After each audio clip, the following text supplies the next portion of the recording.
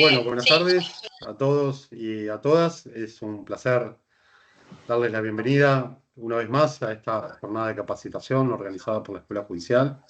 Hoy ya nos estamos reuniendo para nuestro cuarto y último encuentro de la materia bioética y, por supuesto, desde la Escuela Judicial queremos destacar y agradecer el compromiso de María Graciela, de Marina, de Mariana, el aporte desinteresado que hacen a nuestra institución.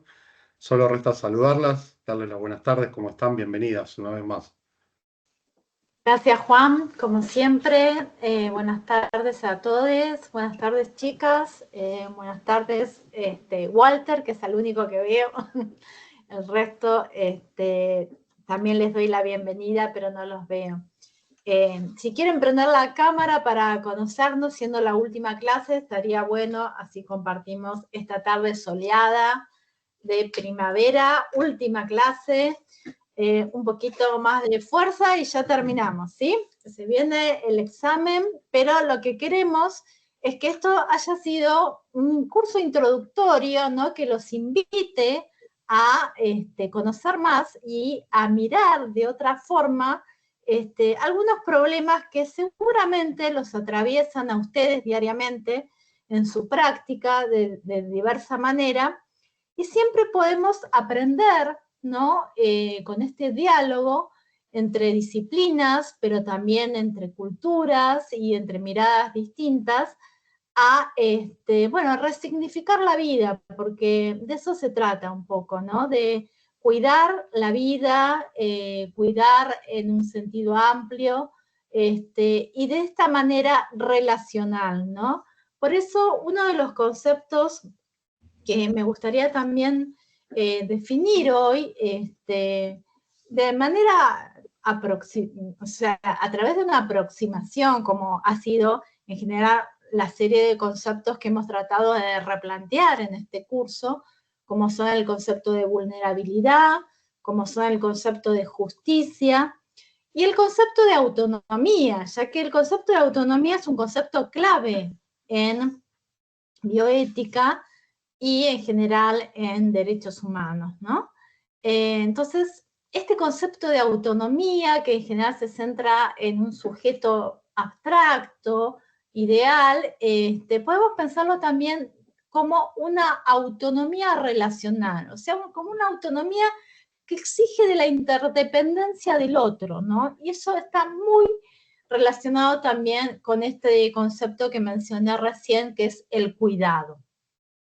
Pero vamos a comenzar como siempre, como hemos planteado un poco este curso, con el video disparador, que nos pareció oportuno, ya que también tratamos de darle una mirada práctica a este curso y decir, bueno, institucionalmente, ¿cómo se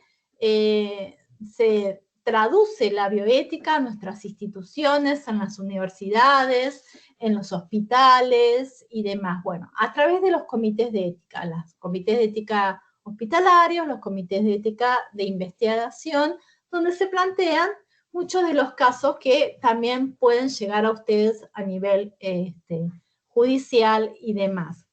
Esos casos tienen distintas aristas que es necesario tener en cuenta. Hoy también vamos a abordar la cuestión de la pluralidad y la cuestión de la injusticia epistémica, como también la cuestión de la interseccionalidad. Ese es el último concepto clave que necesito que ustedes se aproximen de una manera crítica, ya que es un concepto que si bien fue originado por una abogada, Kimberly Crenshaw, luego también fue extrapolado a diferentes tipos de planteos prácticos aplicados. Se aplica desde cuestiones raciales, obviamente, hasta cuestiones vinculadas a temas de discapacidad, se está utilizando mucho hoy en día, y hay una serie de discusiones y debates de cuál sería la definición, el alcance y los problemas de este concepto de interseccionalidad que también lo queríamos plantear. Bueno, como para ordenar un poco el diálogo, vamos a empezar con las filminas. Y les voy a pedir, si alguno de ustedes pudo ver el video y tiene ganas de participar, el video era justamente sobre los comités de ética hospitalarios, ¿no? Bueno, en principio, ¿alguien tiene prendido el micrófono? Les vamos a pedir que los micrófonos estén apagados para que no haya interferencia. Las concepciones de justicia que hemos analizado, recordemos, son la justicia distributiva, la justicia de reconocimiento, la justicia de la diferencia, y hoy vamos a abordar la concepción de la justicia representativa o participativa. Estas múltiples dimensiones de la justicia son propuestas por una misma autora, Nancy Fraser, que tenían para hoy también el trabajo de ella, ¿no?, para repasar estas concepciones, porque justamente ella comienza postulando una concepción de justicia bidimensional, que considera tanto la distribución, o sea, el factor económico, como un factor indispensable para alcanzar la equidad, pero también sostiene que el reconocimiento de la diferencia es necesario para equilibrar esa necesidad de reparto equitativo entre las cargas y beneficios de la sociedad, teniendo en cuenta la ciudadanía diferencial. ¿Alguien tiene el micrófono prendido, por favor? Con el mío. Sí. Gracias. ¿Ya está? Bien. Sigue estando aprendido y hace... Ahí lo silencio yo. ¿Quién es? Gabriela. Sí. Ahí está. Muy bien. Deshabilité yo, perdón, si querías hablar, Gabriela. ¿Querías hablar? No se escuchó. ¿Querías hablar, Gabriela? Ahora no se escucha. Bueno, no sé. Cualquier cosa, chatea. Sí. Bien. La justicia participativa en realidad es la justicia de representación, o sea, a partir de la crítica que recibe Nancy Fraser de Young, considera que, bueno, ¿qué pasa justamente con todos estos grupos mal llamados grupos vulnerables que se encuentran al margen de la sociedad? ¿No son ellos los sujetos de la justicia? ¿Cómo darles justamente un espacio público, una representación para que puedan participar en las tomas de decisiones que justamente los afecta a ellos, ¿no? Hablamos de comunidades indígenas, de migrantes, de grupos afro, de miembros de la diversidad funcional, sexual, etc. Es necesario entonces considerar las múltiples desigualdades que sufren de manera interseccional estos grupos y examinar de qué manera podemos trabajar para darles participación, para darles voz, para tener en cuenta estas cuestiones de la interculturalidad, pero en forma crítica, ¿no? Y también favorecer cuidados integrales e interseccionales. ¿Hay alguien participando en el chat? No sé, me parece. Bueno. Comités de ética. Para hoy teníamos este video de una colombiana que se dedica a bioética, que me pareció muy interesante, no sé si lo pudieron ver, donde se discute, bueno, ¿qué requisitos debería reunir un comité de ética hoy, ¿no? En la actualidad. Está pensado más para comités de ética hospitalarios, ¿no?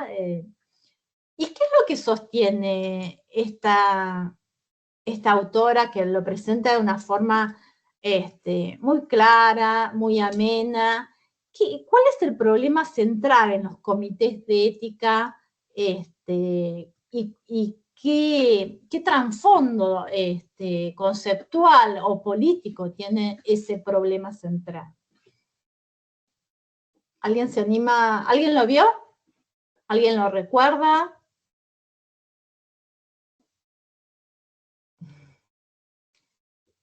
No. Qué lástima, pero era un video muy interesante para comentarlo. Bueno, seguimos.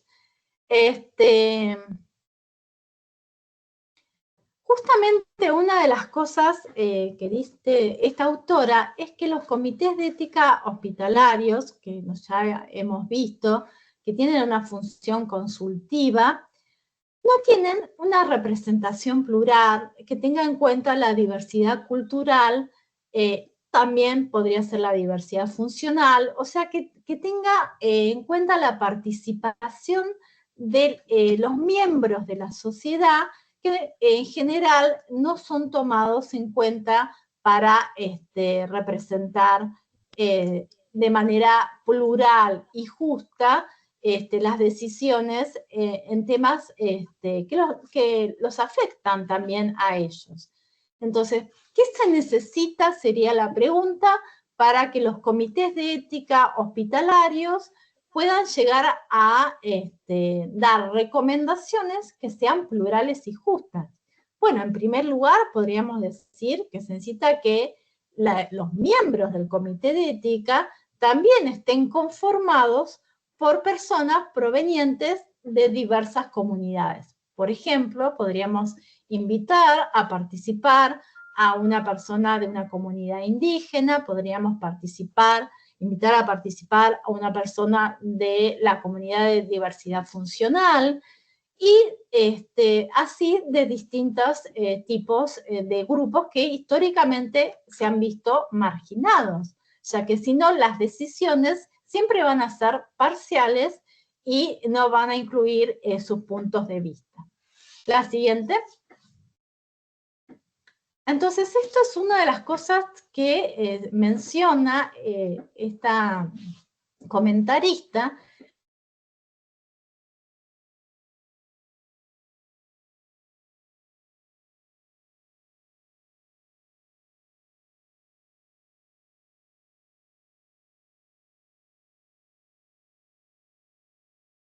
Hola.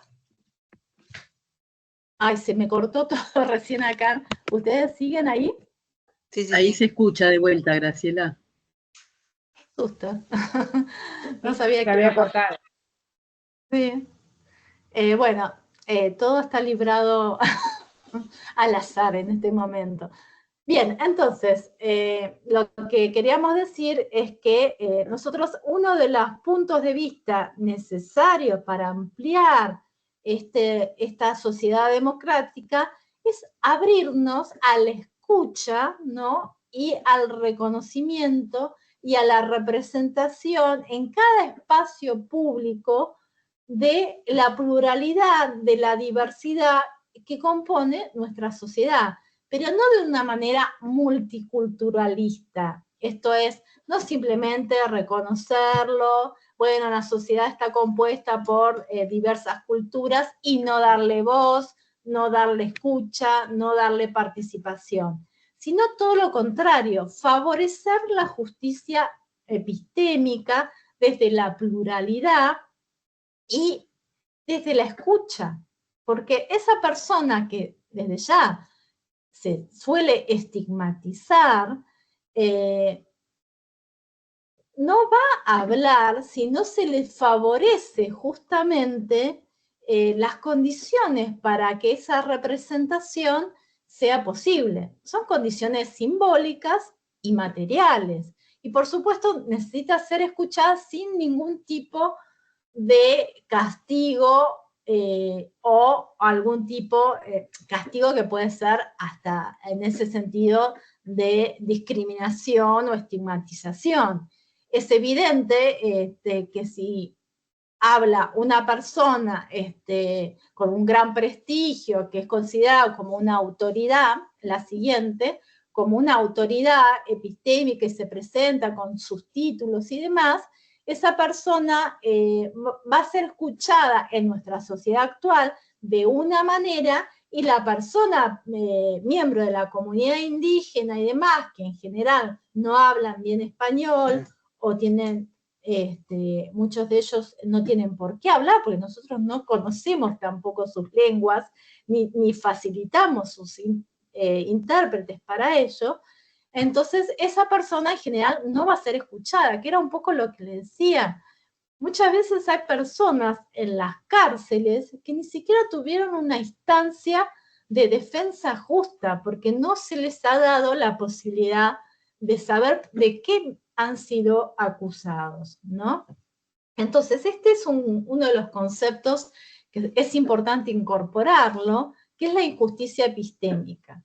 Por un lado, creo que ya los había mencionado, se supone que la otra persona, en el caso testimonial, como había dicho, una mujer, miembro de una comunidad indígena, por ejemplo, bueno, existe un prejuicio, ¿no?, hacia esa persona, y se le da una menor credibilidad a su palabra, ¿no?, a su testimonio. Es rebajado, no es creído, bueno, se considera que no tiene fundamento científico, y ahí hay que empezar también a pensar, bueno, ¿en qué medida los saberes tradicionales no pueden ser considerados en la ciencia? ¿Por qué no ampliamos nuestra visión de lo que es la ciencia, ¿no? Esta visión tan artificial de la ciencia como un conocimiento neutral, objetivo y demás, sin tener en cuenta que los intereses políticos obviamente atraviesan el saber científico. Por otro lado, esa persona también tiene menores oportunidades debido a la injusticia hermenéutica. Esto es, la manera en que se puede llegar a interpretar la cosmovisión, las necesidades de las personas de otras culturas, es conociendo esa cultura, conociendo las diferencias de su ontología, la forma de pensar, la forma de vivir, y aprendiendo de estas personas. Pero, sin embargo, carecemos de recursos hermenéuticos, interpretativos, para poder comprender, entender y acercarnos a estas formas de vida que no son inferiores, pero sin embargo nosotros no ponemos, como en el caso de Jerónima, desde un punto de vista etnocéntrico, como una cultura superior en relación a una cultura inferior. Y esto es etnocentrismo directamente.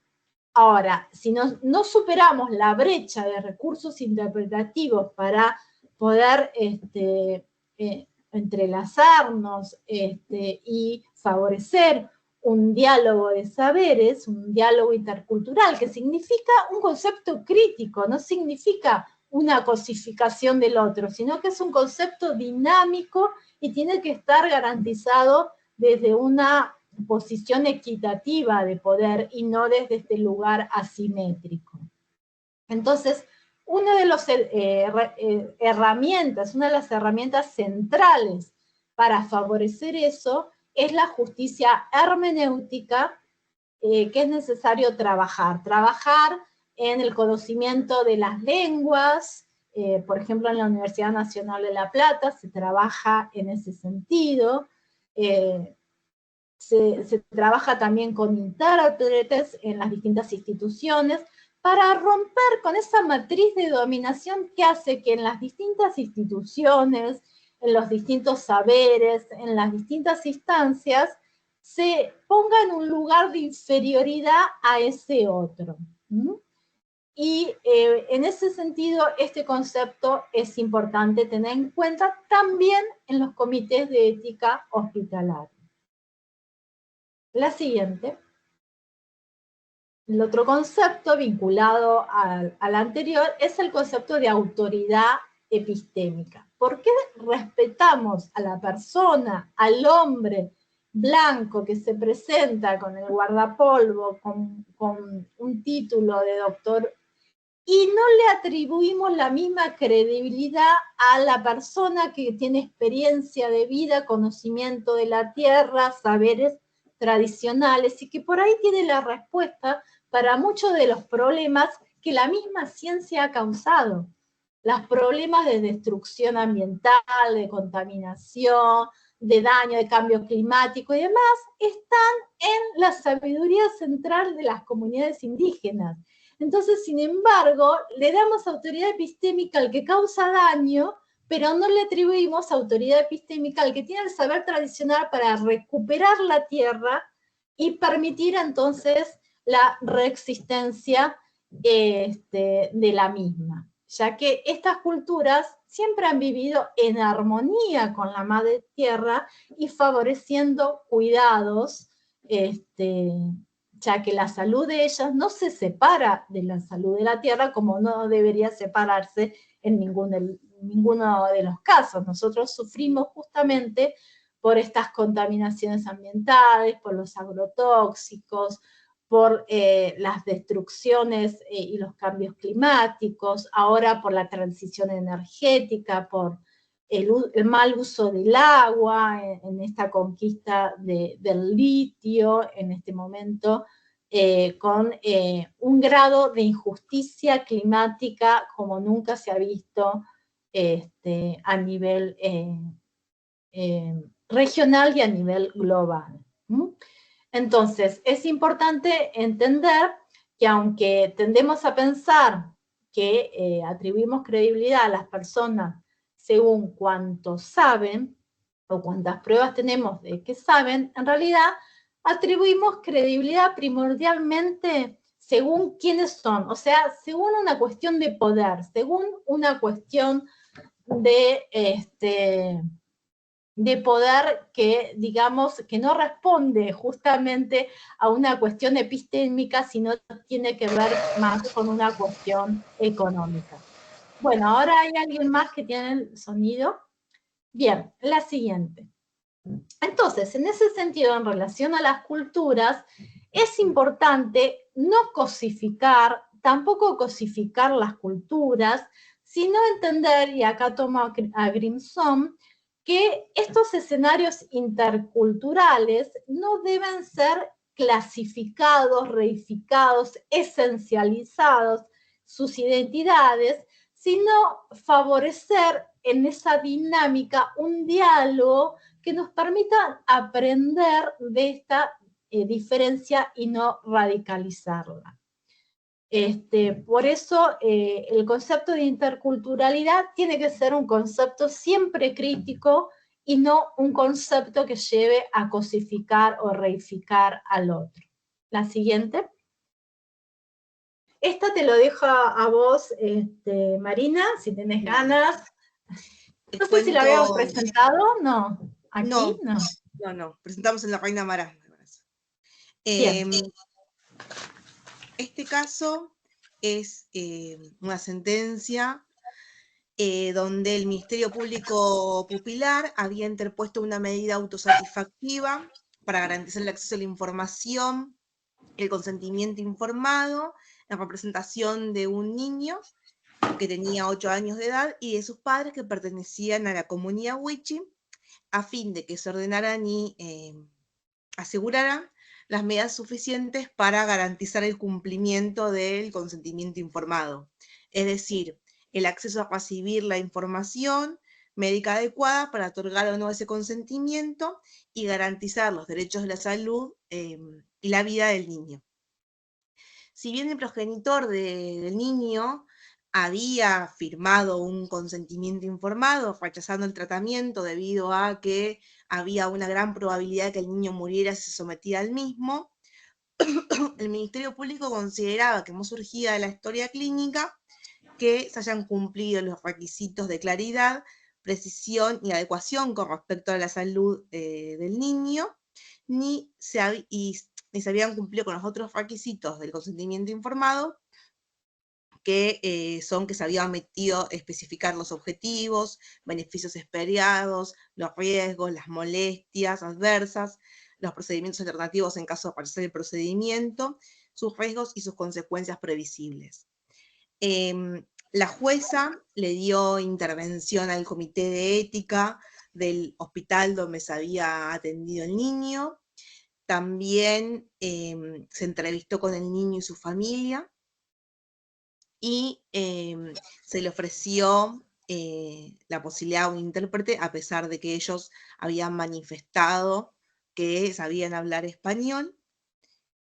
Y bueno, obviamente en representación, respetando el derecho de interés superior del niño, los padres decidieron no someterlo al tratamiento y la jueza decidió que se iba a respetar esta decisión, pero que se iba a hacer un seguimiento de la evolución de la salud del niño para que su familia pudiera revocar el tratamiento, consentir el tratamiento en cualquier momento.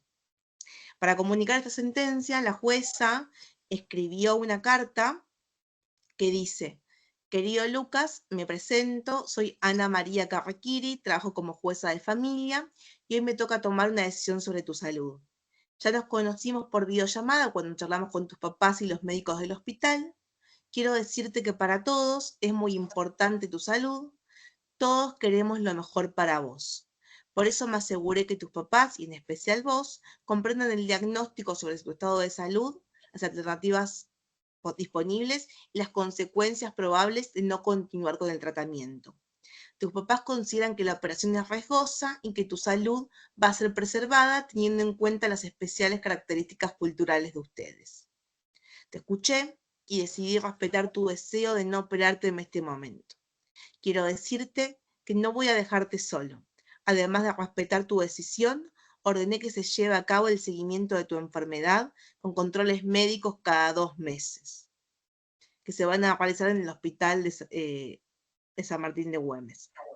Cada vez que te entrevistes con los doctores, te van a informar sobre los posibles tratamientos y te van a preguntar si tu decisión sigue siendo la misma o si querés que te operen.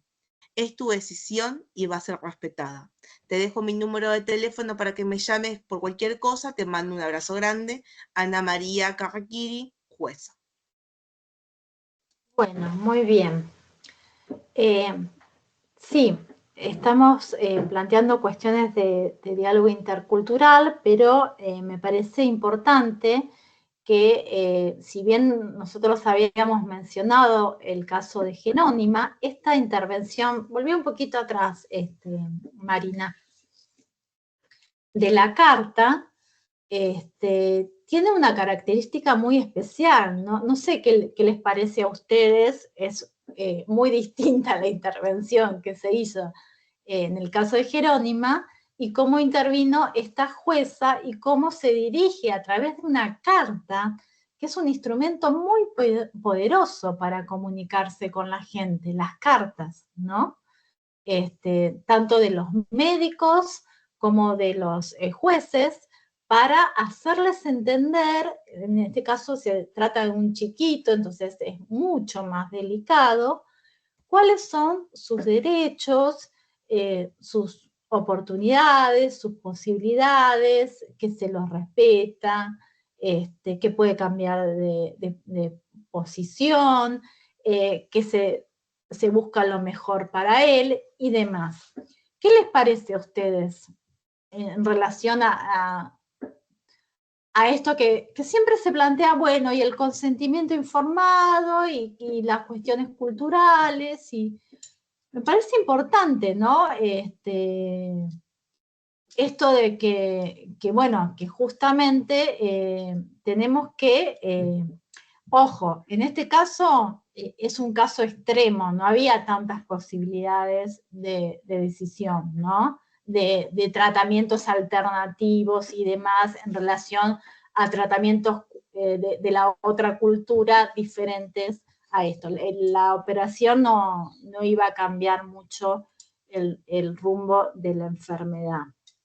Pero la jueza se dirige al niño y a la familia con mucha sensibilidad, con muchos sentimientos. Los sentimientos son importantes. Se demuestra la cercanía, ¿sí? Si quieren hablar, pueden hablar, porque un poco lo hemos dicho desde la bioética feminista, se reivindican los sentimientos, ¿no? Las emociones para todos los temas profesionales, ¿no? Y acá te escuché y decidí respetar tu deseo, ¿sí? Esto que estamos diciendo, aprender a escuchar al otro, ¿no? Y abrirnos un poco, ¿no? A salir de esa cosa que nos impide ver la diversidad, ¿no? Porque dentro de esta imposición normalizadora, donde hay muchos dispositivos institucionales para eso, para mantener esa normalización que margina a ese otro, no podemos ver esa diversidad y no podemos romper con esa imposición hegemónica si no empezamos a escuchar a ese otro, ¿sí? Entonces, en estos casos, cuando sabemos, los que somos madres, padres, lo difícil que es atravesar por una enfermedad de un hijo y más en una situación terminal. La jueza se puso a disposición, le dejó el número del teléfono, le señaló que podía cambiar de decisión, que, bueno, que había analizado las alternativas, que sabía de la operación riesgosa, que sabía que, bueno, cuál era el deseo de ese niño. Y bueno, me parece que la carta dice mucho. No sé, sobre todo con esto de respetar las características culturales. Bueno, en ese sentido estamos suponiendo que el derecho a la salud también es un derecho cultural y no hay que dejar de lado esa mirada. Sobre eso tiene un artículo que les dejé también, que lo realicé con otro abogado. La siguiente. Acá en el chat, perdón, Graciela, acá en el chat, Verónica Irazú pone, se demuestra la cercanía que requiere demostrar respeto del cuidado del niño o demostrar respecto del cuidado del niño. La verdad es que a mí me parece que respeta el derecho personalísimo del niño sobre su cuerpo, que además en esta carta está expresando que puede cambiar de parecer el niño, que es su decisión ahora.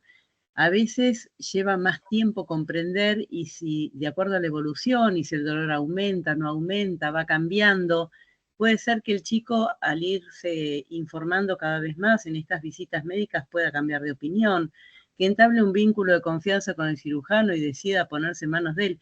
La verdad es que es maravilloso esta intervención de la jueza porque hasta tiene en la sencillez una cierta ternura la forma de dirigirse al niño, ¿no? Me parece divina esta jueza, Ana María Carriquí. Respeta la voluntad, decía ahí, no sé quién, porque no veo el chat, se me borró enseguida, y el interés del niño, ¿sí? Eso es muy importante. Bueno, y por eso nos tenemos que referir a esa autonomía. Como esa autonomía también depende de las relaciones, ¿no? Porque fíjense cómo nosotros, siendo adultos, cuando estamos choqueados, ¿no? Por un diagnóstico de una enfermedad, podemos tomar una decisión autónoma. Si no tenemos modelos de apoyo, nadie puede tomar una decisión en estos contextos críticos, ¿no? Y emocionales tan difíciles. La siguiente. Bueno, hablamos de diálogo intercultural, pero bueno, desgraciadamente estos derechos en general no son respetados en la práctica clínica.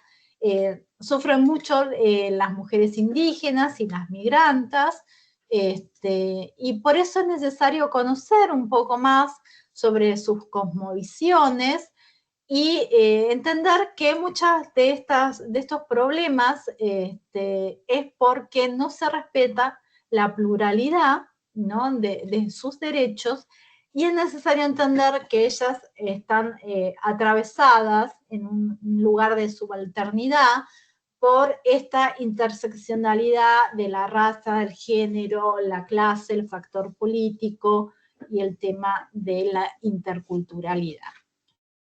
Eso lo tenemos que analizar. La siguiente. Para poder analizar ese tema de la interculturalidad, creo que algo les había anticipado. Tenemos que entender que las mujeres, no se reduce el concepto de mujer a un concepto esencialista, que remite a la mujer blanca privilegiada, sino que este es un concepto burgués, hegemónico, que se extrapola de Europa, y que remite también al concepto de ciudadanía universal. En contraposición, encontramos otro concepto que Iris Jan llama ciudadanía diferenciada, y que marca la necesidad de colectivamente reivindicar los derechos de estas mujeres afro, de estas mujeres indígenas, de estas mujeres migrantes, de todos aquellos que han sido históricamente marginadas y vulneradas en sus derechos. Entonces, este nacimiento del feminismo negro y de la interseccionalidad está muy unido porque el género y la raza no se separan en esta lucha por la reivindicación de los derechos de estos grupos oprimidos. La siguiente. En ese sentido, vamos a analizar cómo este consentimiento informado tan tradicional que se apoya en un concepto de autonomía absoluta, idealizado, supone que la gente es un agente racional, que puede pronunciar su decisión de forma libre, en función de su interés y sin interferencias. Pero es un concepto abstracto, porque no se contempla ni el contexto, ni el lugar donde ni la cultura, ni la diversidad. Supone una concepción atomizada y no en función de la relación, del contexto, de la comunidad. Abstrae a las personas y esconde intereses de grupos privilegiados, o sea, remite a este concepto de ciudadanía universal. En oposición, tenemos el concepto de autonomía relacional. El concepto de autonomía relacional es un concepto feminista que sostiene que los agentes no son solo seres racionales, sino son seres corpóreos, de carne y hueso, que sienten, que tienen emociones y que se encuentran interrelacionados a través de relaciones de dependencia y de responsabilidades mutuas. En ese sentido, Carol Gilligan y una serie de mujeres dentro de la bioética feminista han remarcado esta cuestión de los puntos de vista diferentes y situados que atraviesan la realidad de estas mujeres junto con las asimetrías de poder y la racialización. Entonces, en la vida real, evidentemente, no hay una autonomía ideal, sino hay un menor o mayor grado de autonomía que va a depender de las relaciones de poder, de los derechos, de la matriz cultural, de los contextos sociales y de las diferencias estructurales, como así también de los vínculos, porque los vínculos humanos son centrales para revertir las injusticias y las relaciones de poder. Los vínculos sociales fuertes y los cuidados son la manera de modificar estas cuestiones de marginación y relaciones de poder. La siguiente. Por eso la carta representaba un respeto, un cuidado y una necesidad de protección de ese niño proveniente de una cultura indígena. Vamos entonces a avanzar a través de casos, en primer lugar, y luego conceptualmente, sobre este concepto de interseccionalidad que también se utiliza en los fallos. ¿Sí, Marina? Sí. Esta es la primera vez que la Corte Interamericana de Derechos Humanos utiliza el término interseccionalidad en el caso González Luis contra Ecuador. Era un caso que se enfocaba en el derecho a la vida y la integridad personal, así como el derecho a la salud y la educación de una niña que provenía de una familia de bajos recursos, la cual a los 3 años de edad había sido infectada con el virus de VIH al recibir una transfusión de sangre en una clínica privada. La Corte condena al Estado de Ecuador por la violación del derecho a la integridad personal con la provisión de servicios de salud y afirma que la falta de un tratamiento médico adecuado puede constituir una violación al artículo 5.1 en relación al artículo 1.1 de la Convención. En relación al derecho a la educación, consagrado en el artículo 13 del Protocolo de San Salvador, la Corte también analiza la violación del derecho a permanecer en el sistema educativo, ya que no le aceptaban ningún colegio cuando se enteraban que la niña tenía VIH y la excluían, y esto también provocó tanto la exclusión de la niña en la educación como la discriminación también de su familia, y se había vulnerado el derecho a la educación y adaptabilidad en relación con el derecho a la educación. Por lo que la Corte determinó que la extensión de la discriminación que se presentó en este caso, estaba en juego diferentes factores de riesgo y vulnerabilidad. Ser una mujer, niña, viviendo con VIH, siendo una persona con discapacidad, así como tener un estatus socioeconómico bajo. Considera la Corte que estos factores la hicieron más vulnerable y exacerbaron el daño que sufrió, y la discriminación que vivió la niña era una forma específica de discriminación que resultó de la intersección de estos factores. Bien, la siguiente, el otro caso. Sí, la segunda vez donde la Corte vuelve a hacer mención a la interseccionalidad es el caso de IB contra Bolivia del 2016, donde una mujer originaria de Perú que vivía en Bolivia y recibió tratamiento prenatal, durante el parto los médicos le realizaron una ligadura turbaria alegando consentimiento verbal, pero no el consentimiento escrito. La mujer había dicho que ella nunca había dado el consentimiento, y la Corte afirmó que este es un caso ejemplar respecto de las múltiples discriminaciones que afectan el goce y ejercicio pleno de los derechos humanos debido a la intersección de factores como el sexo, estatus migratorio y posición económica, y siguiendo esta línea, remarcaron que la posición económica vulnerable también había impactado generando barreras en el acceso a la salud.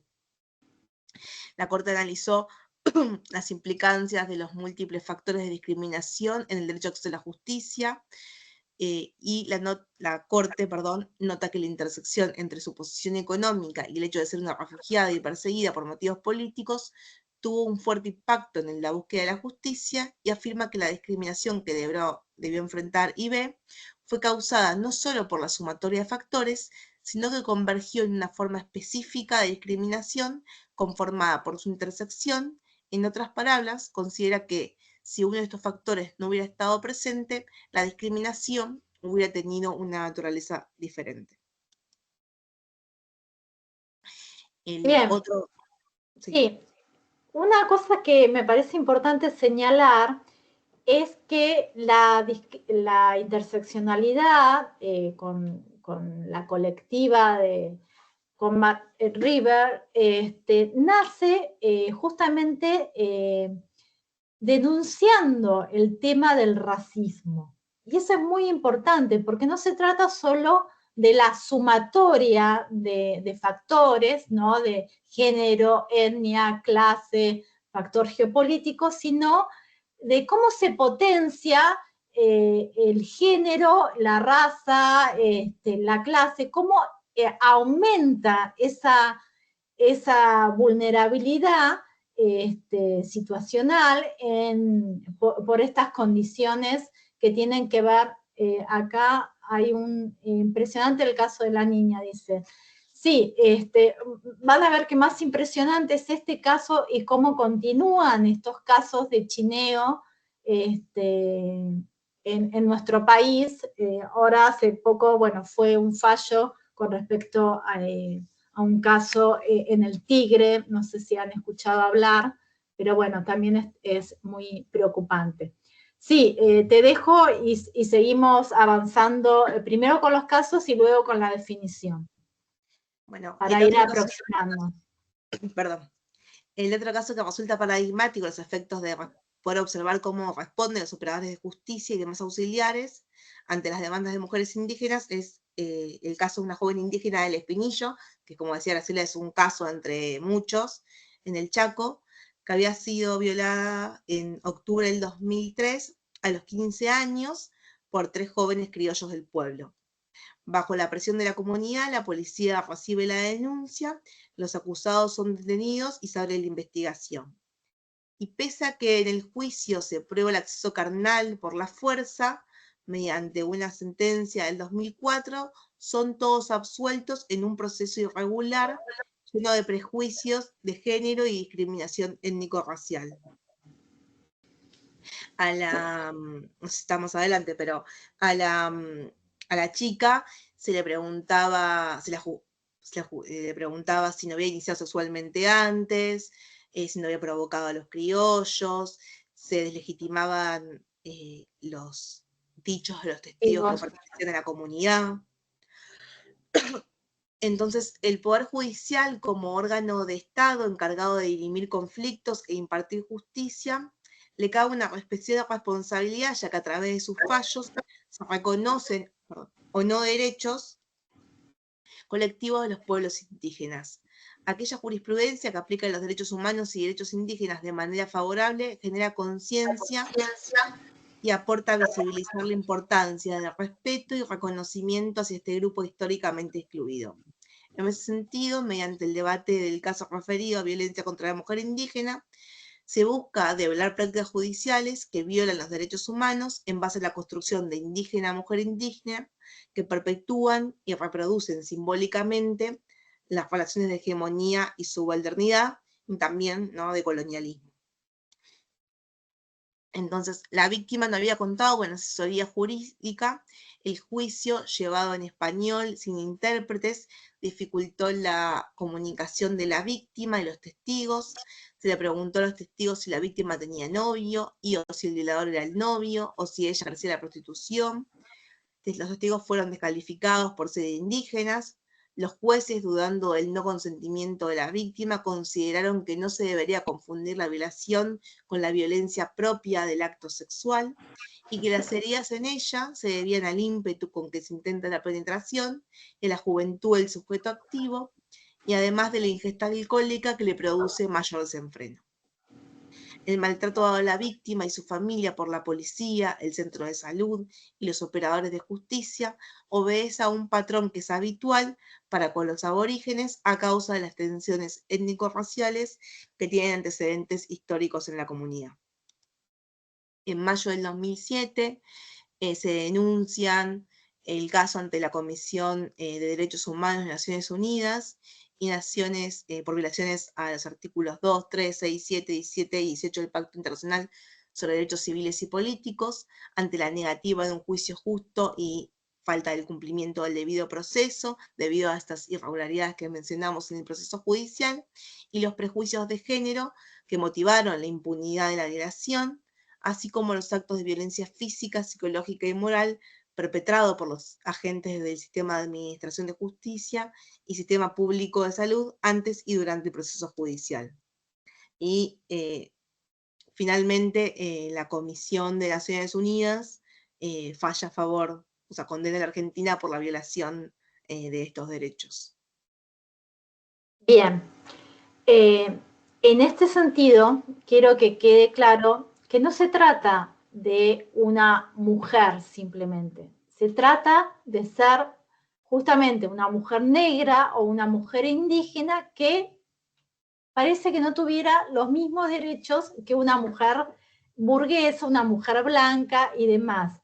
Entonces, ser indígena, ser negro, hay una co-construcción ahí entre el género, la raza, la etnia, que lleva justamente a esa subalternación y esa marginación, y esa violencia interseccional extrema donde la vida humana de esas niñas no tiene ningún valor porque justamente nosotros entrevistamos, escuchamos en su conferencia a una representante, Estela, del Movimiento por el Buen Vivir, que es justamente un grupo que aglutina distintos pueblos indígenas, y en su lucha, en su campaña contra lo que se denomina en forma despectiva chineo, ¿no? Por los ojos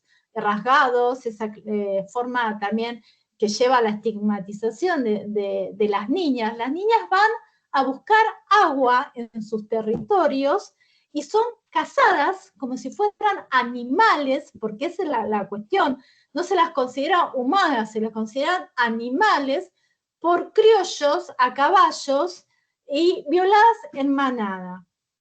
Esa práctica habitual que lleva al despojo de la tierra de estas comunidades, porque estas niñas luego o son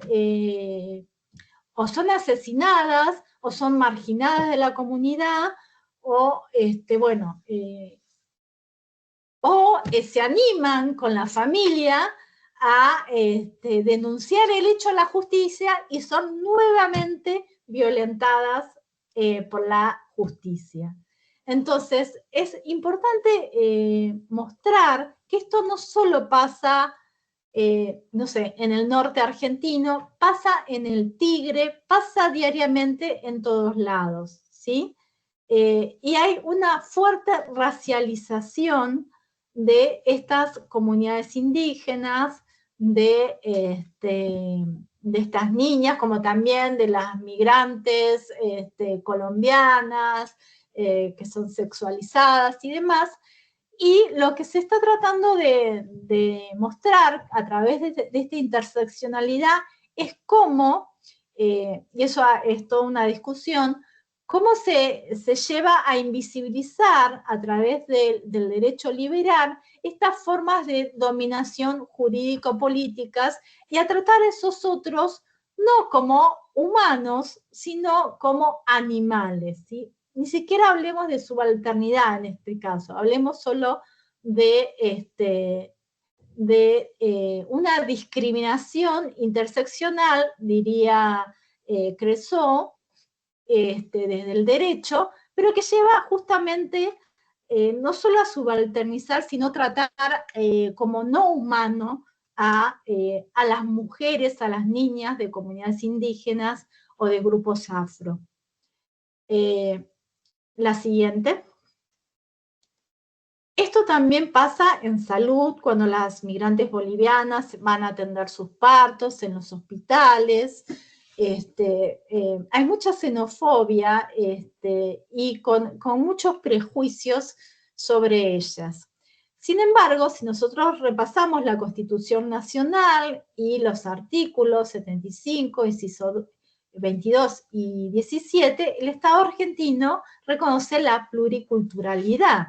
Y en ese sentido sería importante garantizar estos derechos individuales y colectivos, como así también los derechos positivos y consuetudinarios para la interpretación, además de las interpretaciones de las normas internacionales en la operación de la justicia.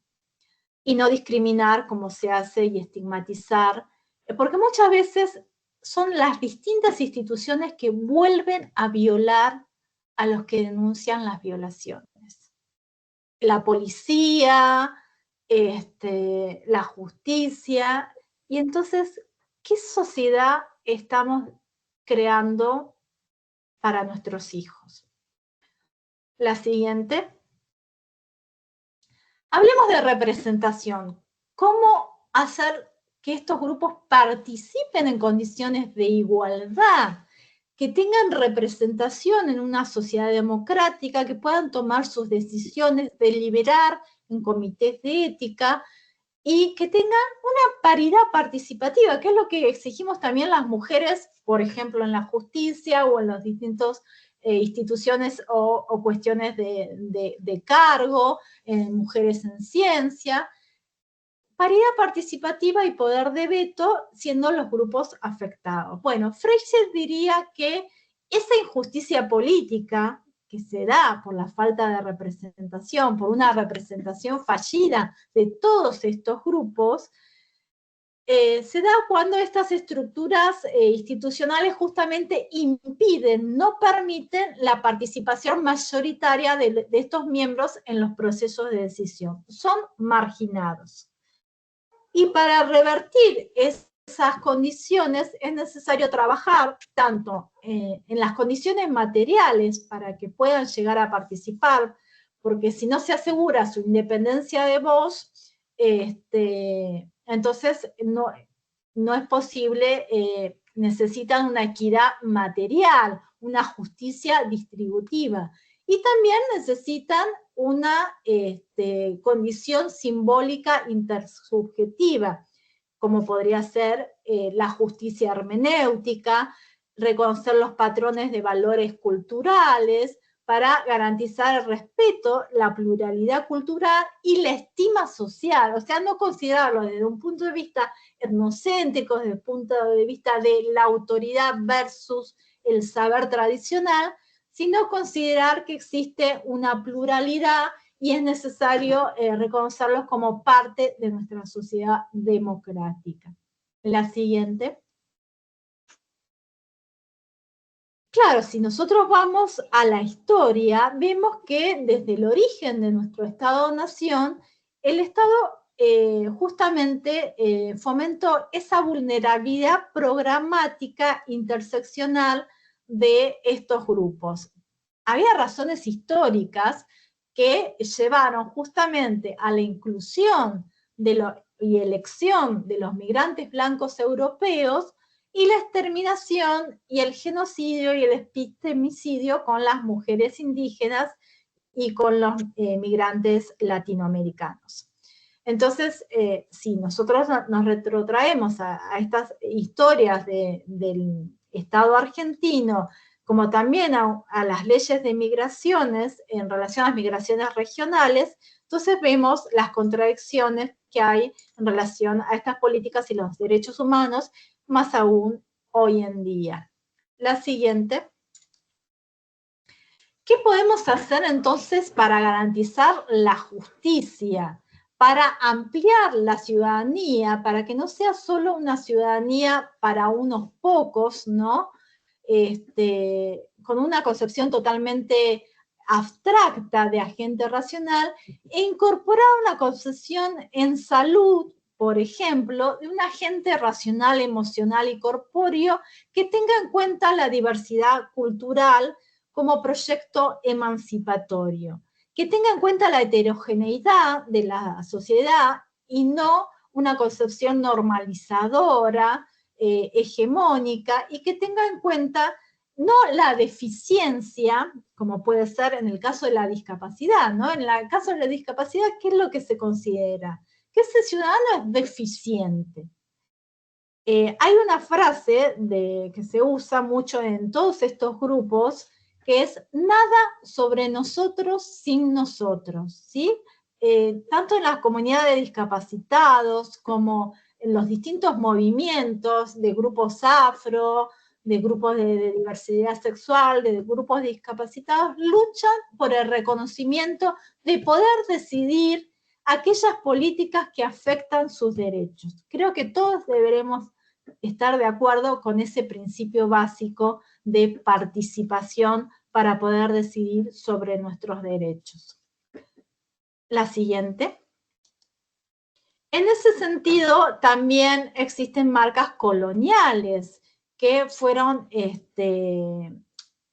visibilizadas a través de los distintos estudios de la colonialidad del ser, del poder, del saber o la interculturalidad y la colonialidad de género, donde estas mujeres se les quitaba la agencia directamente y se daba ese lugar de subordinación sin escucha, sin lugar a la participación. La siguiente. A partir de esa situación de desigualdades múltiples y violencias, bueno, empezaron a generarse movimientos para luchar por los derechos de la diversidad. La siguiente. Bueno, Lugones era una de las autoras que justamente buscaba dar lugar a la voz del migrante, del hablante quechua. Uno de los casos también muy polémicos era el caso de Francisca, creo que se lo llegué a mencionar, donde lo importante es quién escucha a esas mujeres que no hablan el español, que no hablan y no siguen la cultura hegemónica y poseen sus propias culturas, sus propias costumbres. La siguiente. ¿Cómo podemos llegar a dar participación a estas mujeres? Bueno, este es el último caso al que voy a referir, que es el caso de Francisca. No sé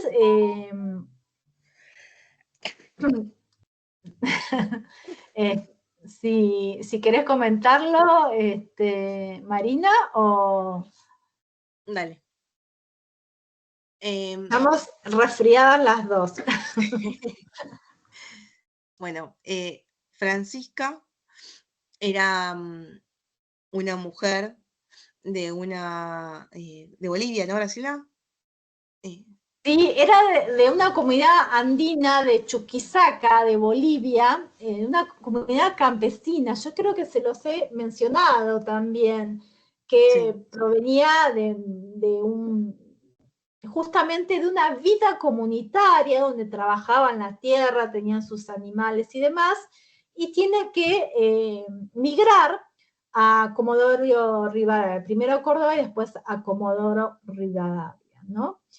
Donde su lugar de mujer en la comunidad pierde sentido porque pasa a habitar un barrio marginado de esta ciudad extractivista, petrolera, con una fuerte estigmatización y descomunalización que sufre y etnocentrismo al habitar una ciudad con una cultura occidental que no reconoce sus valores, ¿no?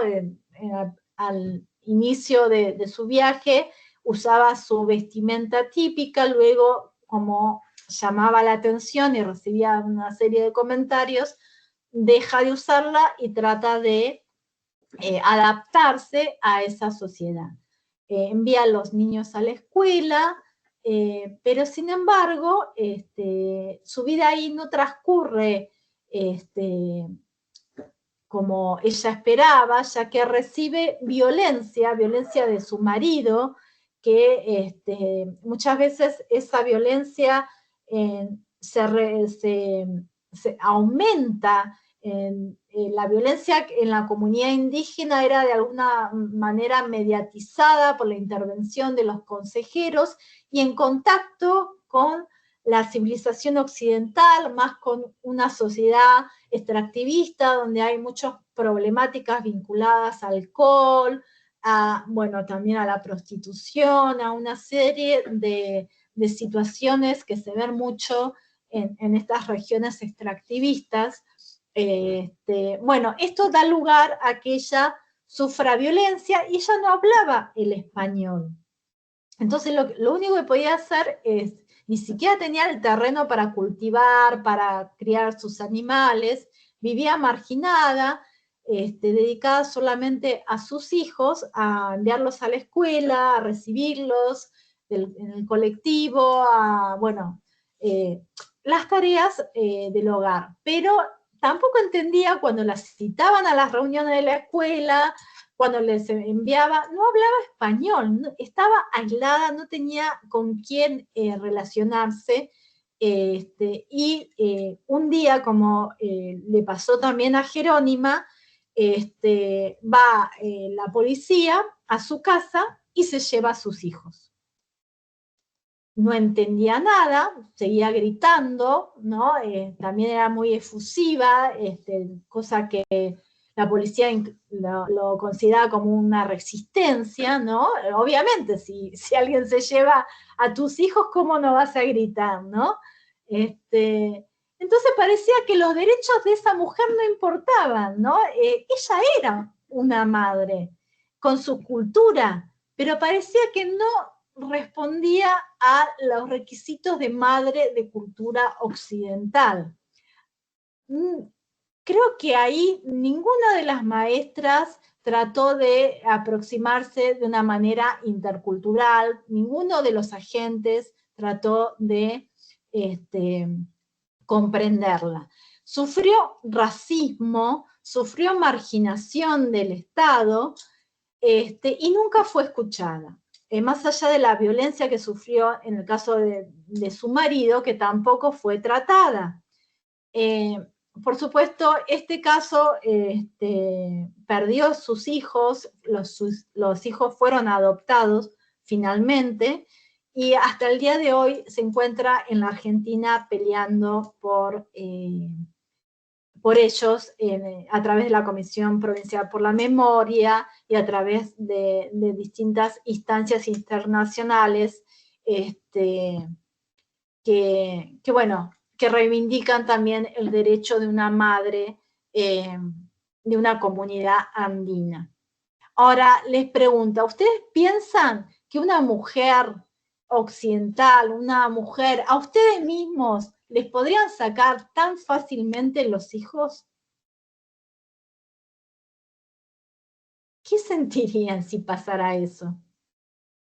No pasaría. No pasaría porque no son mujeres indígenas, no son mujeres afro. Ahí está la estrecha co-construcción del género, la raza, la etnia y la clase social para la subordinación y marginación. La siguiente. Bueno, yo creo que con los casos ya pasamos a la siguiente. Y ahora es importante entender que no hay un solo concepto de interseccionalidad, sino varios, y que es también necesario entender que para ampliar estas concepciones, esto de la otra cara, ¿no? De conocer las otras culturas, conocer las cuestiones justamente de cómo podemos aprender de estas culturas que poseen tantos saberes tradicionales frente a este daño ambiental y a esta vulnerabilidad ontológica, porque este es otro concepto positivo que quiero resaltar. Hasta ahora he venido hablando de un concepto de vulnerabilidad en un sentido negativo, cosificador, pero también existe otro concepto de vulnerabilidad, que es la vulnerabilidad ontológica. Todos somos seres humanos y frágiles. Por eso podemos sentir la empatía con otro ser humano, ¿no? Y plantear relaciones, entretejer relaciones de cuidado en función de nuestra misma fragilidad humana. Más si sentimos también el contacto con la tierra, si sentimos esas emociones por nuestra casa común, por nuestro territorio que está siendo destruido y dañado. Frente a esa situación es evidente que la autonomía relacional y la interdependencia es necesaria para que la vida sea posible. Y para eso el cuidado se entreteje también a partir de los saberes de las personas que siempre han vivido armoniosamente con la tierra. Por eso, ojo, porque las guardianas de la tierra son justamente las que están siendo amenazadas. La siguiente. Entonces, vamos a plantearnos, ¿será suficiente con la representación? ¿Será suficiente con distribuir el poder en voces diversas y garantizar la justicia participativa, la justicia de la representación, la justicia que la entiende Fraser, incorporando esa triple dimensión de distribución, reconocimiento y representación? ¿O necesitamos sumar una justicia epistémica y también una justicia interseccional política y colectiva? Agregaría. La siguiente. Vamos a ver un poco cómo entendemos el concepto de interseccionalidad luego de haberlo supuesto en todos estos casos. El concepto fue creado por Kimberly Crenshaw, abogada, en 1989, para poner de manifiesto justamente que había un vacío en las legislaciones y en las políticas en relación a las mujeres negras, porque ella parte justamente de cuestiones de raza y cuestiones críticas, de teoría de raza y teoría crítica, y mostraba ese vacío que existía, porque había políticas de género, había políticas feministas, había políticas para las mujeres blancas, y había políticas y legislaciones racistas para los hombres negros. Pero sin embargo, plantea un caso, por ejemplo, en la General Motors, que creo que se los mencioné, donde había una mujer que fue rechazada, una mujer negra, una mujer afro, que quería trabajar y fue rechazada porque no era una mujer blanca, pero ¿qué pasaba?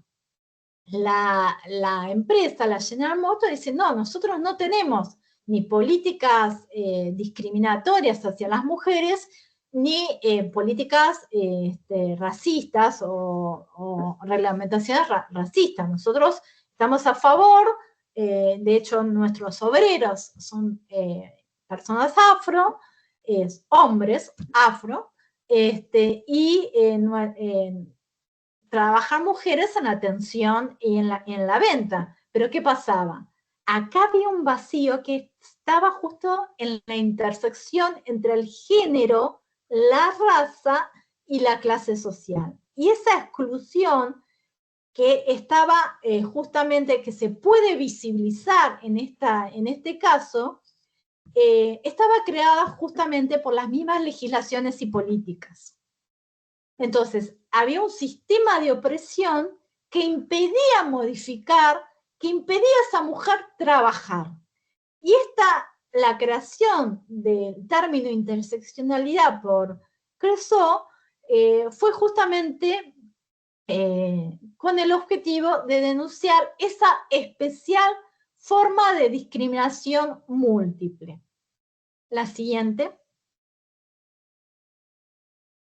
Ahora bien, si bien Kimberly Crenshaw se fundamentaba en cuestiones de raza y cuestiones de discriminación, no dejaba de ver la cuestión política que desde el año 63, que yo les mencioné, desde el 1852 más precisamente, de Sojourner Truth, luego con Julia Cooper, luego con el movimiento de derechos civiles y revueltas raciales, con el colectivo de Combat River, con Bell Hooks, con Angela Davis. Fue denunciado incluso con las feministas chicanas como Anzaldúa y Moya en Estados Unidos. Fueron denunciadas a través de estos colectivos estas formas de opresión hacia las mujeres afro, ¿no? Que entrecruzaba el género, la raza y la clase. Esas formas de opresión, de marginación, de explotación, de imperialismo cultural, de violencia, estaban creadas en distintos niveles. y era necesario políticamente y colectivamente denunciar este sistema hegemónico de normalización. No solamente como una forma de discriminación, sino como una forma política de opresión. La siguiente. Y ahí otro de los conceptos interesantes para analizar en relación a la interseccionalidad es matriz de dominación, que es el concepto que postula Hill Collins, donde explica cómo el poder en la sociedad se transmite a través de distintas categorías interconectadas que permiten opresiones y privilegios, porque si hay grupos oprimidos es porque otros grupos van a ser privilegiados o beneficiados por estas opresiones. En ese sentido, es importante considerar en forma dinámica y política y no en forma aditiva la co-construcción de estas categorías en esa complejidad y los múltiples condicionamientos que se dan. Por ejemplo, en el caso salud, vemos también problemas en relación a derechos sexuales y derechos reproductivos. ¿Quién habla de derechos sexuales y reproductivos en diversidad funcional?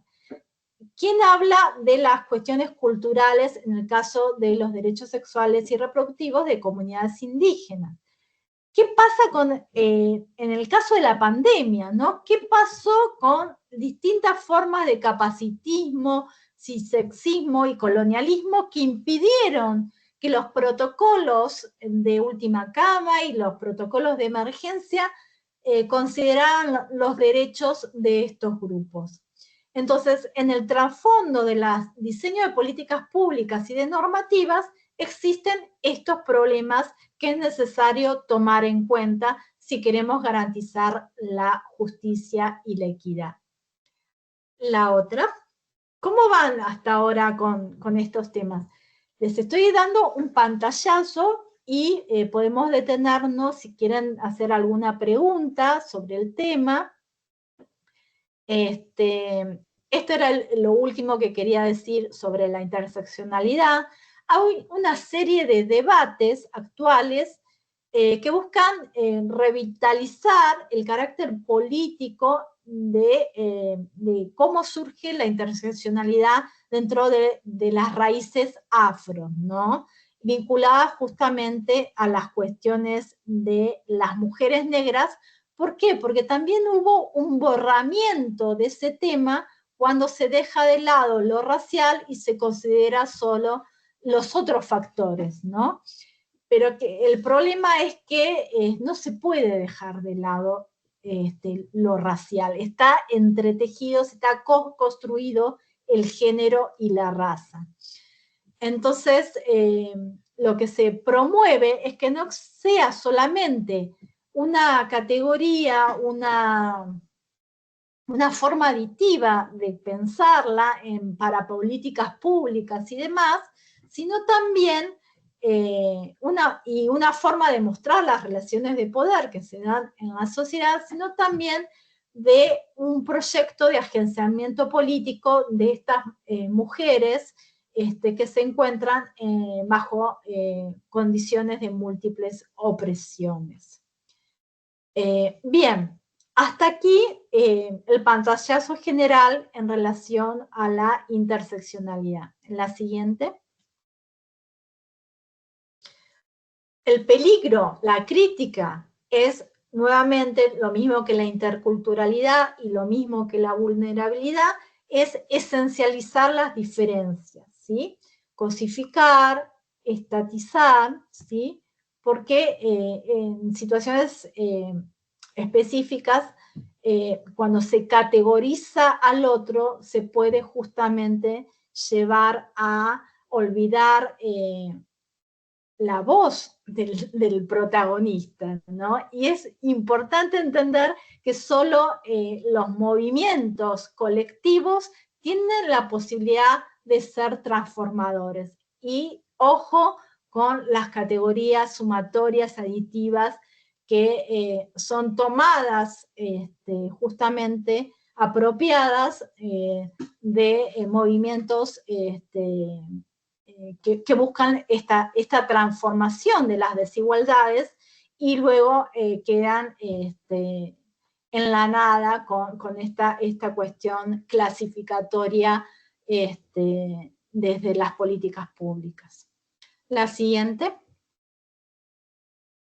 Bueno, este es un trabajo, se busca también buscar nuevas formas de decir, nuevas formas de investigar desde el feminismo, para cambiar paradigmas, para crear, favorecer el activismo, desarrollar una epistemología de la imaginación, incorporar las imágenes, crear nuevos marcos epistemológicos, el deseo, la necesidad de compartir procesos de creación históricas y nuevas teorías, crear nuevos mundos posibles, repensar, replantear, porque estamos muy mal en este momento a nivel de convivencia, a nivel de democracia, a nivel de desigualdades. América Latina es el continente más desigual del planeta y con mayor pérdida de la biodiversidad, ¿sí?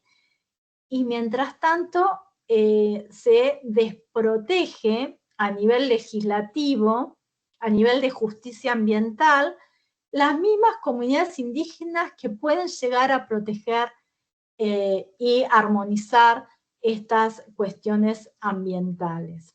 La siguiente. Un poco cerrando este tema de la interseccionalidad, les dejo esta poesía de Audre Lorde, que dice así: ¿Quién dijo que era simple? Tiene tantas raíces el árbol de la rabia que a veces las ramas se quiebran antes de dar frutos. Sentadas en Netflix, que era una cadena de restaurante en Estados Unidos, las mujeres se reúnen antes de marchar hablando de las problemáticas muchachas que contratan para quedar libres. Un empleado casi blanco posterga a un hermano que espera para atenderlas primero, y las damas no advierten ni rechazan los placeres más sutiles de su esclavitud. Pero yo, que estoy limitada por mi espejo, además de por mi cama, veo causas en el color, además de en el sexo, y me siento aquí preguntándome cuál de mi yo sobrevivirá a todas estas liberaciones. Entonces hablamos de desigualdades múltiples, hablamos de identidades múltiples, y hablamos de creación, ¿no? De crítica, de posibilidad de justicia. La siguiente. Esto también se traslada a la ciencia, se traslada a la práctica de las distintas profesiones y a la responsabilidad que nos cabe a cada uno por ellas. La siguiente. Para terminar, resumiendo, en primer lugar, considero necesario tener un enfoque integral en relación al derecho a la salud, pensado socioculturalmente de manera compleja y plural, porque no es solo un horizonte que articule aspectos de redistribución y reconocimiento, sino que también exige una igualdad que no inferiorice socialmente ni homogeneice culturalmente, incorpore cuidados integrales a la tierra, a la naturaleza, partiendo de la redistribución, de la justicia epistémica y de la interseccionalidad política, como condiciones para la justicia política participativa en democracias que ya están siendo muy debilitadas. Y debilitadas también, no solamente a nivel local, sino a nivel global, dada la altísima concentración de la riqueza que impide que las instituciones, los organismos internacionales y demás, y las instancias de justicia puedan actuar. Los que deciden son los que tienen el control económico. Solo en este marco de fuertes lazos sociales y derechos humanos podemos ejercer nuestra capacidad de autodeterminación. Y debemos defender nuestra capacidad de autodeterminación en un mundo que cada vez nos esclaviza más y destruye más la tierra, que es lo único que le podemos dejar a nuestros hijos. La siguiente. En ese sentido, creo que caben 3 reflexiones. La primera reflexión en relación a estos grupos vulnerables es la persistencia de la normalidad que produce, esa normalidad hegemónica que produce estigmatización, invisibilización y cosificación de las personas diversas, de las personas con discapacidad, de las comunidades originarias, de los migrantes, una falta de reconocimiento que se profundiza cuando se da esa interseccionalidad por el género, la raza, la clase social, el factor geopolítico. Acá doy como ejemplo las mujeres con discapacidad o las personas migrantes. La siguiente. La segunda reflexión sería que la representación es importante, no dejemos de lado la representación nunca, pero exige replantear el espacio público para que no sea homogéneo, sino heterogéneo, diverso, y implementar nuevas prácticas para un encuentro colectivo que reconozca justicia epistémica, que sea respetuoso ese espacio público heterogéneo de las diferencias, que sea más inclusivo, que permita la participación, condiciones de escucha, medios de comunicación necesarios. Ahí está todo el tema material, que sería importantísimo, por ejemplo, en el caso de discapacidad, y desterrar estereotipos, ¿no? Esto que estamos haciendo, aulas heterogéneas, empezar a trabajar en grupos inter y transdisciplinarios, representación, colaboración, fomento de la autonomía relacional para plantear otro mundo posible. La última reflexión tiene que ver con la importancia de pensar este concepto de interdependencia en relación a la autonomía. Existen diferentes grados de autonomía. Nosotros no podemos ser autónomos si no es en relación al otro. Ustedes ven cómo el Código Civil cambió el tema de los modelos de apoyo en cuestiones de discapacidad, y eso permitió que muchas personas que habían sido estigmatizadas como personas incapaces, enfermas, pudieran retomar su vida y actuar y vivir en sociedad a través de modelos de apoyo. Eso nos habla de la importancia de la autonomía relacional y de los cuidados, ¿no? Porque las autonomías relacionales pueden ser pensadas de diferentes formas, pueden ser pensadas en relación a la salud, en relación a comunidades indígenas y autodeterminación de ellos, en relación a los cuidados y a esa necesidad de pensar que los cuidados son circulares. O sea, nosotros podemos estar cuidando a una persona adulta, a nuestros padres, pero esa persona puede estar cuidándonos de otra manera a nosotros, ¿sí? Haciéndonos una comida. Esa circularidad nos exige romper con ciertas consideraciones lineales en relación a los cuidados. Y el vínculo social es fundamental, restablecer los vínculos sociales en esta sociedad enferma, porque esta ruptura de vínculos sociales nos ha causado mayores enfermedades psicosociales, ¿sí? Mayores depresiones, que se tratan demasiado con fármacos, mayores problemas de ansiedad en niños, ¿sí? Mayores dependencias de las tecnologías y como consecuencia vicios en relación a ellos. Vemos todos los problemas de juego en los chicos, de apuesta, de cuestiones comerciales. Y bueno, atender que estas desigualdades sociales son posibles también porque hay una destrucción de los vínculos sociales. La vida no se mantiene sola.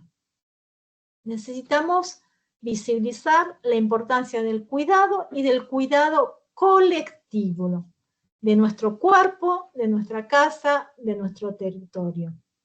Tener un enfoque de salud integral, interseccional y centrado en el cuidado. La siguiente. Muchas gracias. Hasta acá he llegado por el día de hoy porque era demasiado para comprimir. No los quería atosigar más con conceptos. Tratamos de dar ejemplos, perdón, se me cae la lámpara. Estoy entre el perro que ladra y la poca luz del lugar. Bueno, espero que se haya comprendido en términos generales, aunque sé que ahora lo que les importa es saber sobre el examen. Pero si tienen alguna pregunta antes, quieren hacerla, o alguna reflexión, son bienvenidas sus comentarios, reflexiones, y si no, Marina, ya sabemos que quieren escuchar qué tienen que hacer en el examen. Marina. No tienen ninguna duda, consulta, comentario, porque nos quedan 25 minutos todavía. Si les digo lo del examen, se nos van. Se van, como los chicos. Claro. No, es un viernes difícil, porque era muy bonito como para estar paseando, así que les agradezco estar acá. Es todo un esfuerzo, ya lo sé. Es mutuo el esfuerzo, porque a veces a esta altura del año nos cuesta a todos. Y sé que para ustedes es un esfuerzo especial, porque hay una cuestión de lenguaje, ¿no? Que están haciendo esto que estoy diciendo, el esfuerzo de la escucha, ¿no? Les agradezco en ese sentido y les comento que les hemos dejado un montón de material para que el día de mañana, cuando se encuentren con alguna problemática vinculada a esto, se acuerden, ¿no? Y vuelvan o vayan leyendo de a poquito para ampliar su visión sobre estos temas. Hay muchas cuestiones prácticas también con temas no solo de derechos reproductivos, sino problemas específicos que van a suponer conceptos como el consentimiento informado, la autonomía, las relaciones de vulnerabilidad, la cuestión de interseccionalidad, y me gustaría que también puedan llegar a incorporar la cuestión de la justicia y entenderla de esta manera no solamente económica, sino de esta manera cultural, representacional y participativa. Y considerar también que es necesario en una sociedad democrática, o por lo menos con democracia débil, pero democrática al fin, ampliar esa justicia a la justicia epistémica y a la justicia interseccional a nivel político y colectivo. Bueno, yo no quiero hacerlos sufrir más, porque los entiendo. Les explico que el examen es multiple choice debido a la imperiosa necesidad de corregirlo rápidamente, que tienen la posibilidad de un recuperatorio, y con respecto a las preguntas, Marina, todo tuyo. Bueno, no sé si han visto que en el foro docente les dejamos los textos que vamos a tomar, sacamos algunos textos de la bibliografía obligatoria para que sabemos que es mucho material, tampoco fuimos tan generosos, sacamos algunos, no tantos. Va a ser... Sí, en realidad sacamos para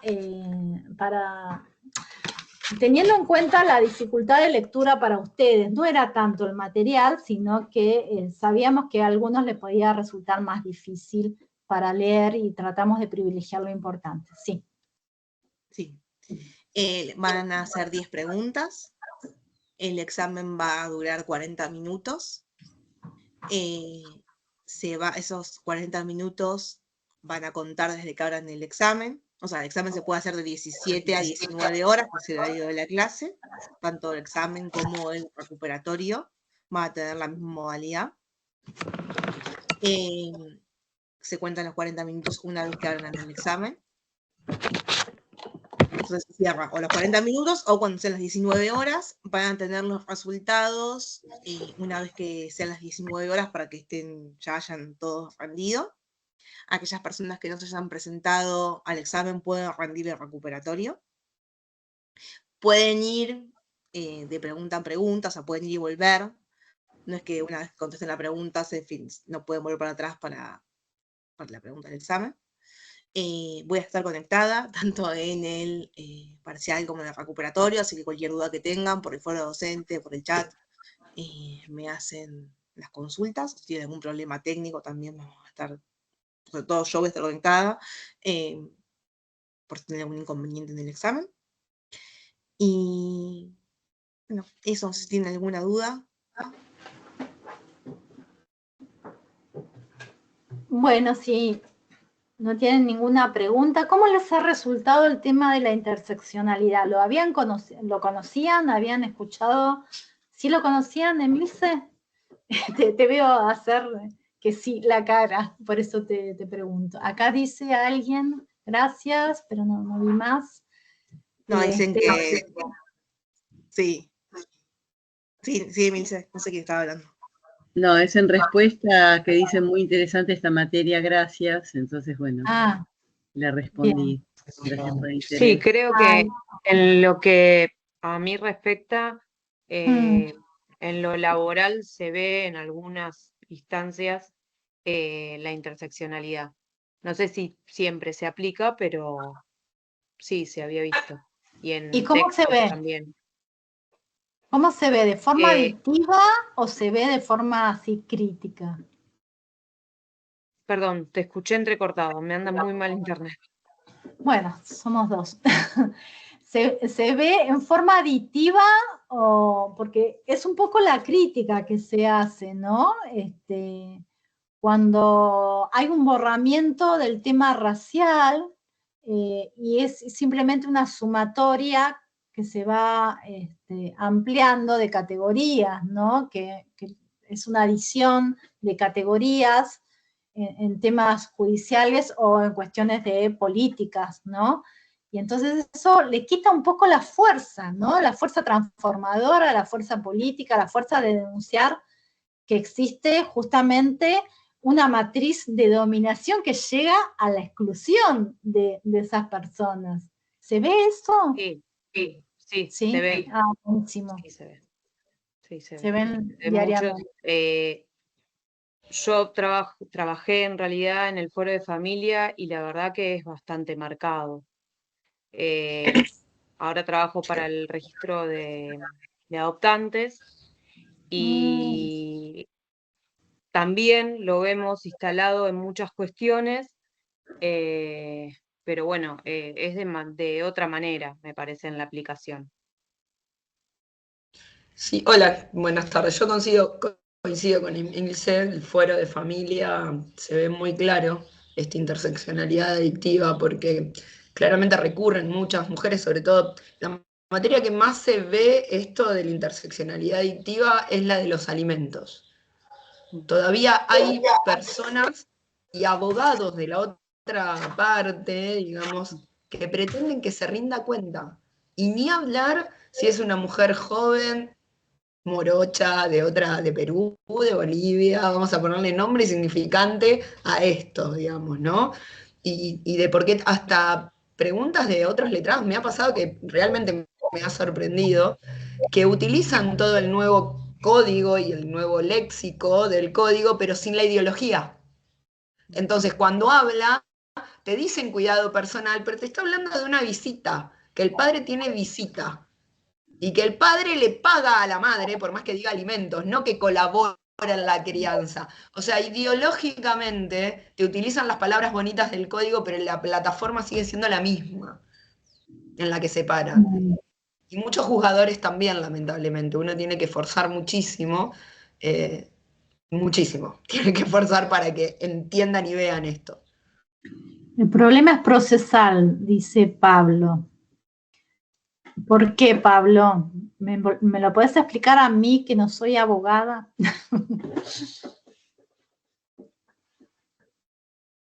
El código civil avanzó Mucho. mucho. Esperen que busco el celular.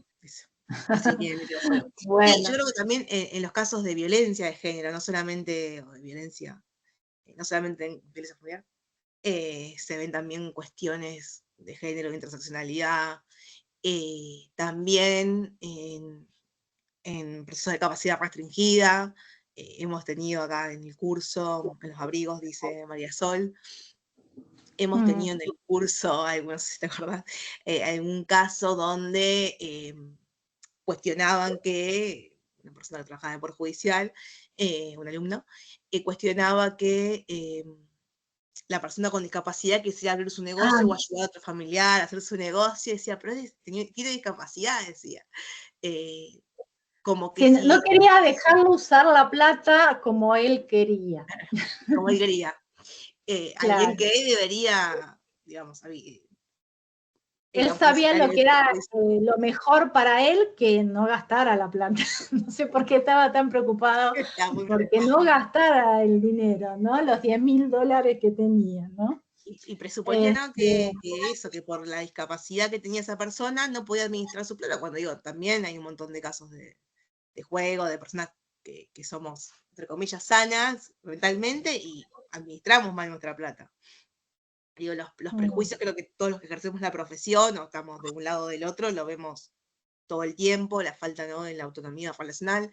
También a nivel provincial y nacional hay un problema estadístico de, yo le comentaba a Graciela otra vez, estaba haciendo un artículo, y Argentina contestó ante Naciones Unidas, a la relatora sobre las personas con discapacidad de Naciones Unidas, que no hay estadísticas de cuántas personas participan con discapacidad, que es el caso que investigo y escribo, cuántas personas con discapacidad participan en investigación, cuántas personas con discapacidad participan en comités de ética, si hay mujeres con discapacidad que participen en comités de ética, digo, no está desagregado ni por género, ni por, en este caso, discapacidad, ni por edad. Hay un problema muy grande también en la estadística que también repercute en la formulación de las políticas públicas. Digo, y eso hace que también... Es importante pensar cómo se co-construyen estas violencias, ¿no? Y estas relaciones entre categorías, porque vos hablabas de violencia interseccional, pero también hay que ver la violencia por la interculturalidad y cómo se juntan estas cuestiones. Ahí alguien dijo algo más, a ver... Sí. Verónica dice, coincido con lo que mencionó la señora García respecto a la aplicación que realizan los juzgados. Se ve un claro ejemplo con las mujeres en contexto de encierro, donde los juzgados exigen mucho más en referencia a la realización de estudios y trabajos para otorgar determinados beneficios liberatorios.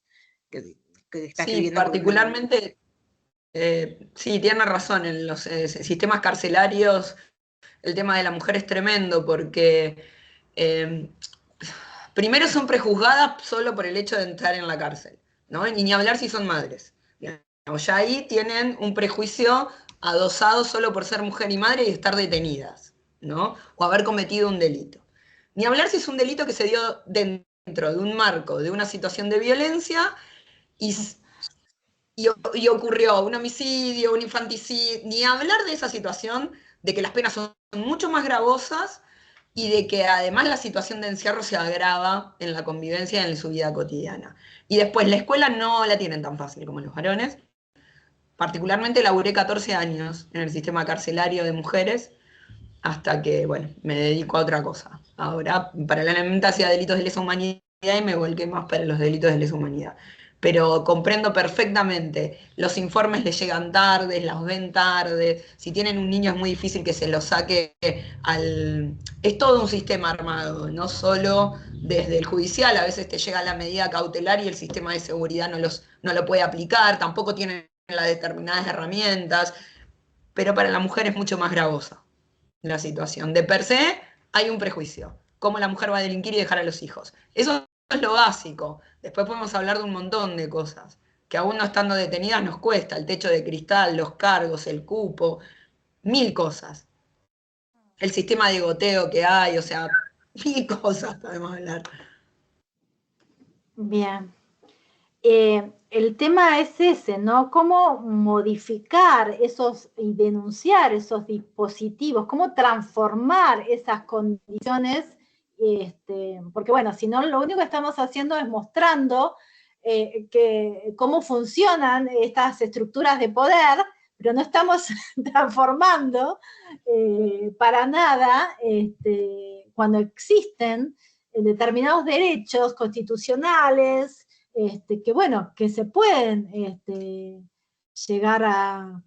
En este momento no están siendo respetados, evidentemente, ¿no? Ningún tipo de derecho humano, ni derecho constitucional, ya no es simplemente de los grupos, sino que, bueno, ha avanzado el tema de la marginación, por esto que decíamos, estamos inmersos en este momento actual en un paradigma securitista donde los derechos humanos quedan desplazados y hay un privilegio y un dominio de la cuestión de la concentración de la riqueza en pocas manos que empieza a desestabilizar todas las democracias y las posibilidades de garantizar a través de las instituciones estos derechos.